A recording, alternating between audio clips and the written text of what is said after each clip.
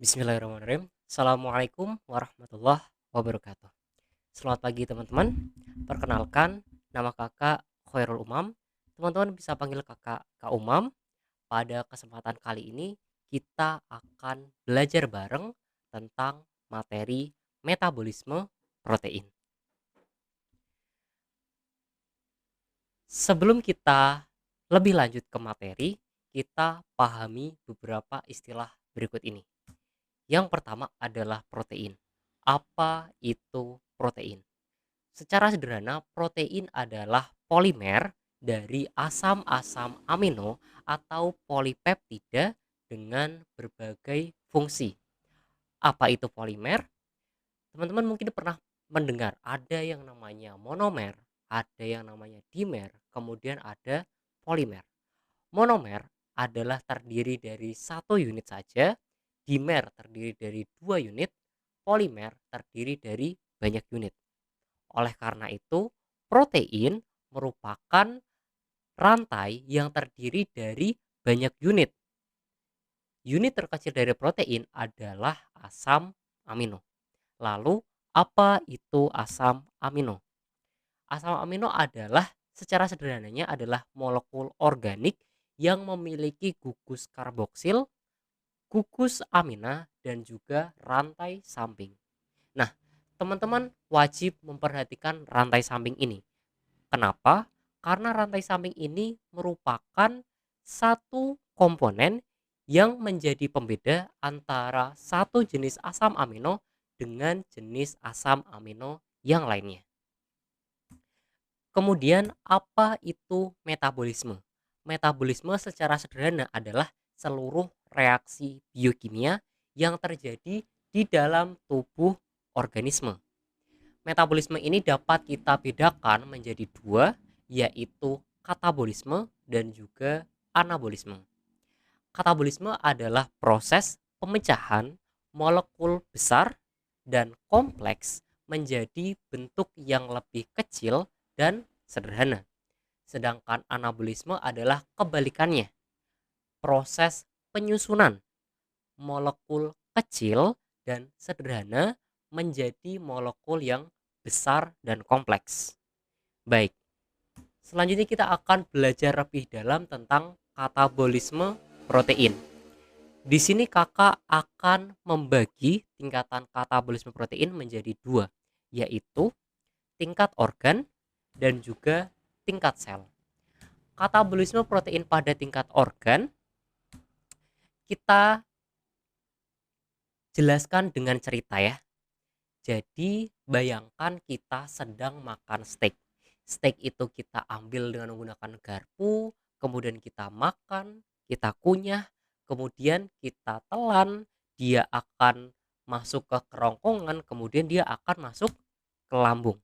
Di dalam lambung ada tiga enzim, dan enzim yang berperan untuk memecah protein, untuk mencerna protein adalah enzim pepsin yang fungsinya adalah untuk mengubah protein menjadi pepton. Apa itu pepton? Pepton adalah hasil reaksi hidrolisis dari protein. Nah, akan tetapi proses pencernaan di lambung ini tidak berlangsung lama, hanya berlangsung antara 3 sampai 4 jam saja. Oleh karenanya tidak semua molekul kompleks dipecah di lambung. Oleh karenanya, proses pemecahan protein akan dilanjutkan ke organ selanjutnya, yaitu usus 12 jari.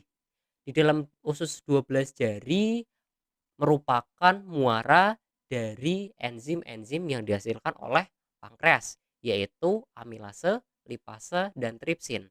Kita akan berfokus pada tripsin. Tripsin berfungsi untuk mengubah protein dan pepton menjadi asam amino. Jadi protein yang belum sempat dipecah di lambung akan dipecah di usus 12 jari. Kemudian pepton yang tadi merupakan hasil pemecahan protein di lambung akan dipecah lagi di usus 12 jari menjadi asam amino. Kemudian kita masuk ke organ selanjutnya, yaitu usus kosong. Di dalam usus kosong dihasilkan berbagai macam enzim. Namun kita akan berfokus pada 2 enzim saja, yaitu erepsin atau dipeptidase dan juga tripsin. Erepsin atau dipeptidase berfungsi untuk mengubah dipeptida menjadi asam amino. Sedangkan tripsin fungsinya sama dengan tripsin di usus 12 jari, yaitu mengubah protein menjadi pepton dan pepton menjadi asam amino.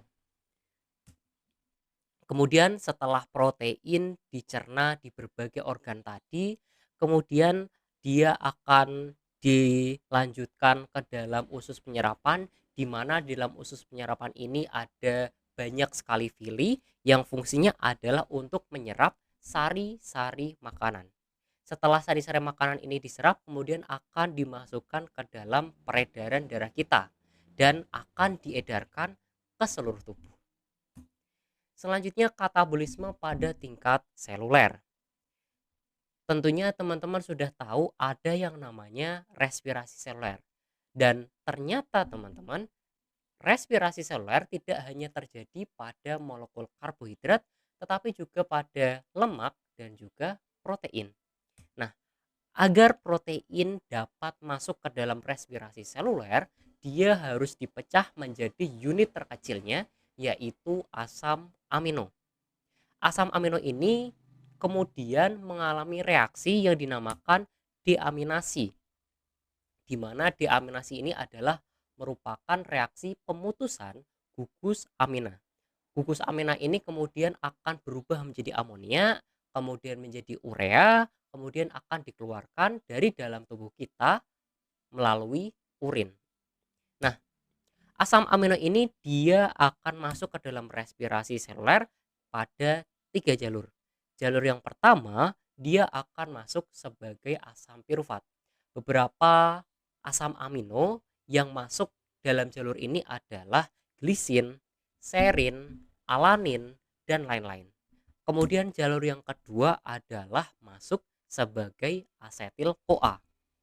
Beberapa contoh asam aminonya adalah fenilalanin, lisin, triptofan, dan lain-lain.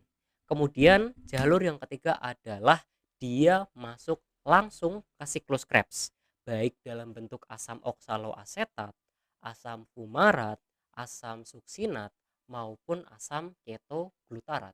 Beberapa contoh asam aminonya adalah ada glutamin, histidin, prolin, dan lain-lain. Selanjutnya kita akan belajar bersama tentang anabolisme protein. Sebelumnya kita akan pahami dulu ada yang namanya dogma sentral biologi molekuler.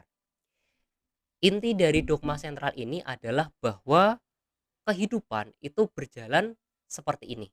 Jadi dari DNA menghasilkan DNA lagi, kemudian dari DNA menjadi RNA, kemudian menjadi protein. Nah, pada proses pengubahan ini terjadi beberapa peristiwa, yaitu ada replikasi. Replikasi dari kata replika, yaitu penggandaan, DNA menjadi DNA yang baru. Kemudian proses yang kedua adalah transkripsi. Transkripsi adalah dari kata transkrip atau salinan. Artinya dia adalah penyalinan kode DNA menjadi kode RNA. Kemudian proses yang ketiga adalah translasi dari kata translate, yaitu penerjemahan. Yaitu adalah penerjemahan kode RNA menjadi kode asam amino. Kenapa dinamakan penerjemahan? Karena pada proses translasi ini terjadi pengalihan bahasa dari bahasa nukleotida menjadi bahasa asam amino. Proses yang keempat adalah reverse transkripsi, di mana ini adalah kebalikan dari proses transkripsi, yaitu dia penyalinan kode RNA menjadi kode DNA. Nah, pada dogma sentral ini kita akan berfokus pada dua peristiwa atau dua proses, yaitu transkripsi dan juga translasi. Nah, transkripsi. Pada proses transkripsi ada satu enzim yang berperan sangat penting, yaitu enzim RNA polimerase.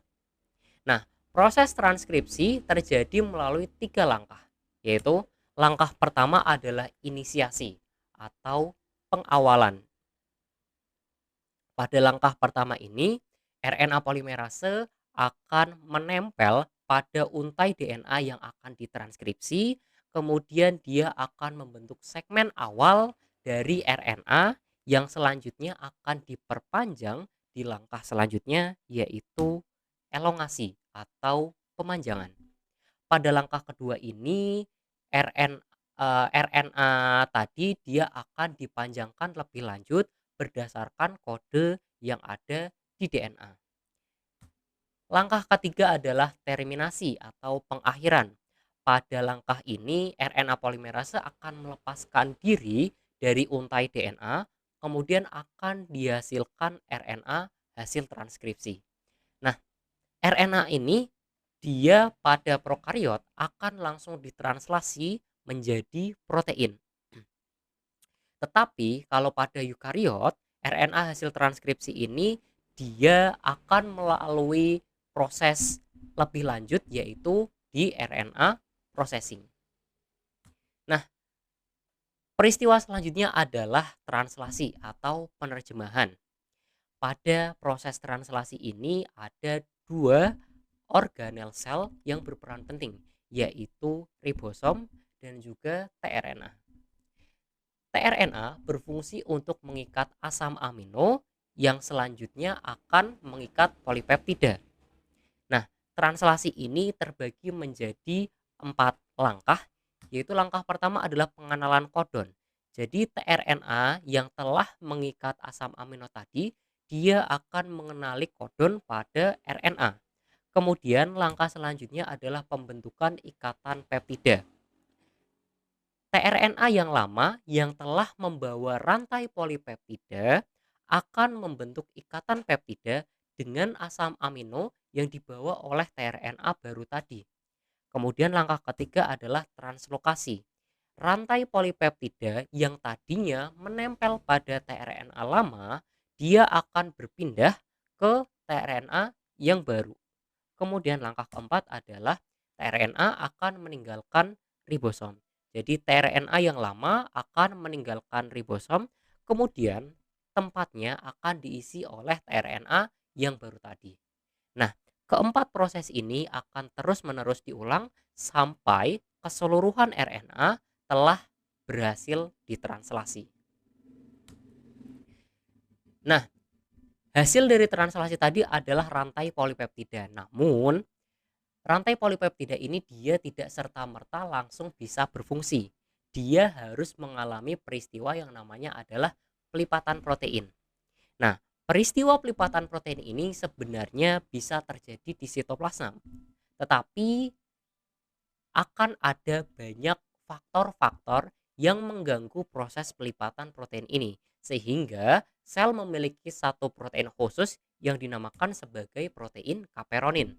Protein kaperonin ini bentuknya adalah seperti botol dan tutup, di mana dia akan menyediakan ruangan bagi pelipatan protein.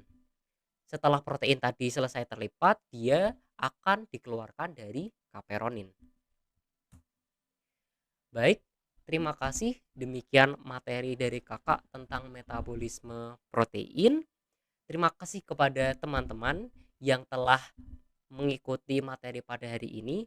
Mohon maaf apabila ada kata-kata yang kurang berkenan dari kakak. Kakak tutup. Wassalamualaikum warahmatullahi